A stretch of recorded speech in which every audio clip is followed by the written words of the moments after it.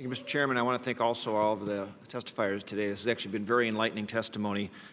Look, from my perspective, I continuously hear from Minnesota companies about the importance of having major tax reform that is permanent, that promotes investment, that lowers rates, and it'll boost paychecks, it'll increase jobs, it'll help the economy. I hear that all the time. We know the larger companies that I have in my area. It's the 3Ms of the world, the General Mills, the Cargills, the larger institutions that employ so many people. But it's also these small businesses, these Main Street businesses that people have never heard of, but they are so important as the engine of the economy. I think of Steinwell Company, which is a plastic injection manufacturer that I recently had a chance to tour in my district, or the Baldinger Bakery that I had a chance to tour and visit that produces the buns for McDonald's, looking for a more simplified tax code, or even the recent example of a letter I received from Dawn, a small business owner in Loretto, Minnesota, who writes in saying, we have a once-in-a-lifetime generation window of opportunity to unleash a strong economy and to repair and simplify a tax code that is helping hold back our small business economy right now. What I think is really striking about these messages and what you've shared today is there is an acknowledgement that all of our job creators, both big and small, are in this together. And so simply put, regardless of whether you work at a large or a small company, these businesses and the men and women who are working alongside them each day will benefit from fixing a broken tax code. We're talking about lowering the rates, having permanent reforms so we can plow more money into their paychecks and more money into their investments and higher wages. And so,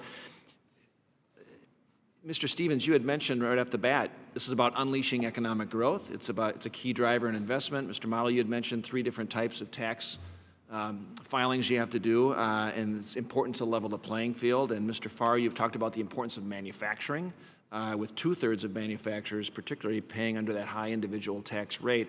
I'll just start here, and we've all shared the perspective already, but it is well documented, Mr. Stevens, that our current high corporate income tax rate severely does reduce domestic investment and entrepreneurship as well. And how would new investments made as a result of a 20% rate affect communities? How would that help communities? What might it mean to the local suppliers, again, which I think Mr. Farr talked about, the contractors, the vendors that you partner with in your operations? Or more importantly, what might that 20% rate mean for those individuals that you currently employ or might look to hire in the future? So thank you for the question. Quite frankly, it would have a very direct, immediate, positive effect on our vendors, on our suppliers, and quite frankly, on our employees. As you put more dollars to work in capital investments, you generate demand for jobs. You generate demand for technical work in engineering, design, architectural work. You put to work demands on research for new technologies and new services. All of those items would have additional demand so that the supply that is out there would go to work. So more people would go to work, and in the cases of many of the people, their wages would go up because there's more demand for their services.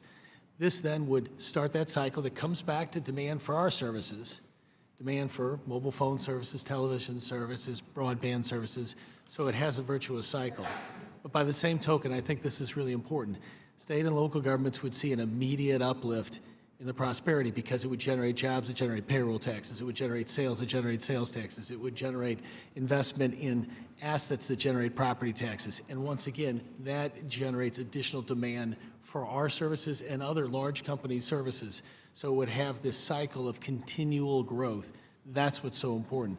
As we have this extremely high rate and investments are moving offshore and they will stay there for the longer term, we are missing out on that opportunity. So we're acting quickly to get that done now will be an important answer. So keeping headquarters here, keeping innovation here, lifting our economy for everyone is going to be a long-term boost with permanency, right? Mr. Muddle, I'll just keep going right down the line. Yeah, just briefly, you mentioned the business in your district that makes the buns and the one that does the plastic. The purpose of those businesses is to bake the buns and to make the plastic parts. The secondary effect is hopefully they make a profit, right? And so I believe that if we help these businesses be better at what they're doing, have more capital to do that, they will invest in making more buns, making more parts. Hopefully, as an offset, they make a profit as well. But keep in mind, the primary purpose is to do what they do, and if you give them the resources to do it, they will do more of that. Mr. Farr. 3 comments. We have 2 facilities in Eden Prairie, 1 in Shakopee, 1 in Chanhassen. We're investing right now in Shakopee. We're moving jobs back into the country. And that it will help, obviously, from a technology job standpoint, it helps with education, it helps employment, it helps everything around that area. So from my perspective, it really spreads out and helps the community in a big way, just like it hurts the community when we leave. And Mr. Farrar, I visited both in those facilities, and I heard the same message there. Thank you, Mr. Chairman.